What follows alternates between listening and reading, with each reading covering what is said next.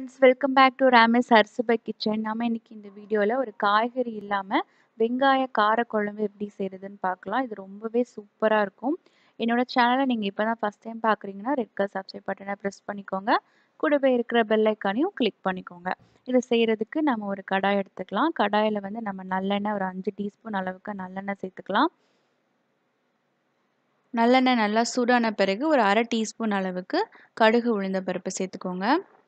அதுக்கு பிறகு ஒரு 1/4 டீஸ்பூன் அளவுக்கு வெந்தயம், இதெல்லாம் நல்லா பொரிஞ்ச பிறகு கொஞ்சோண்டு கருவேப்பிலை, அப்புறம் வந்து ஒரு 10லேருந்து 15 சின்ன வெங்காயம் எடுத்துக்கோங்க. ஏன்னா சின்ன வெங்காயம் தான் நம்ம சேர்க்க போகிறோம். ஸோ அதனால் அது நிறையாவே நீங்கள் சேர்த்துக்கோங்க. இது நான் 2 பேருக்கு செய்யறதுனால நான் வந்து இவ்வளோ தான் சேர்த்துருக்கேன். நீங்கள் வந்து நிறைய பேருக்கு செய்கிறதுனா இருந்தீங்கன்னா நிறைய வெங்காயம் நிறைய பூண்டு சேர்த்துக்கோங்க.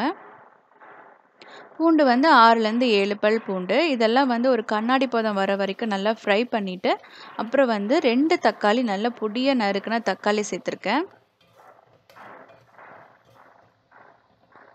இதெல்லாம் நல்லா வதங்குறதுக்காக தேவையான அளவு உப்பு, அப்புறம் தேவையான அளவு மஞ்சள் தூள் சேர்த்துக்கோங்க.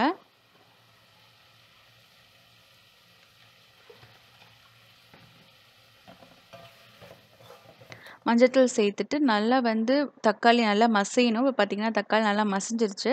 இதில் நான் 1.5 டீஸ்பூன் அளவுக்கு குழம்பு மிளகாய் தூள் சேர்த்துருக்கேன்.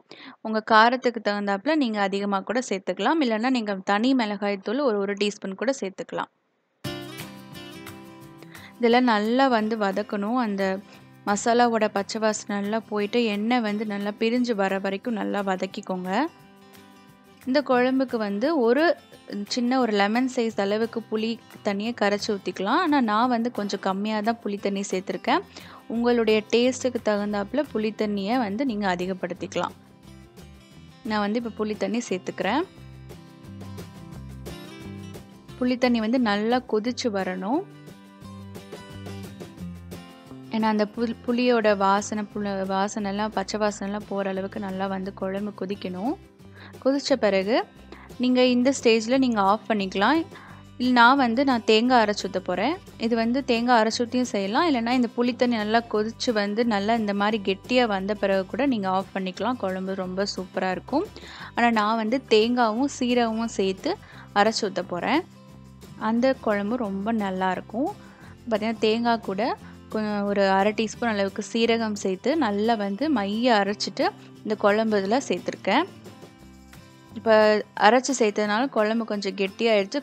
அதனால் கொஞ்சோண்டு தண்ணி சேர்த்து நல்லா கொதிக்க விட்டு இறக்க போகிறேன். நீங்கள் வந்து அரைச்சி ஊற்றுறதுக்கு முன்னாடியே வந்து நீங்கள் ஆஃப் பண்ணிவிட்டு குழம்பை வந்து நீங்கள் சாதம் போட்டு சாப்பிட ஆரம்பிச்சிடலாம். நீங்கள் அரைச்சி ஊற்றி செஞ்சாலும் ரொம்ப டேஸ்ட்டாக இருக்கும். ஸோ நான் தேவையான அளவுக்கு தண்ணி சேர்த்துட்டேன். இந்த தண்ணி வந்து நல்லா வந்து கொதித்து வற்றணும். அதளவுக்கு இதை வேக விட்டுறலாம்.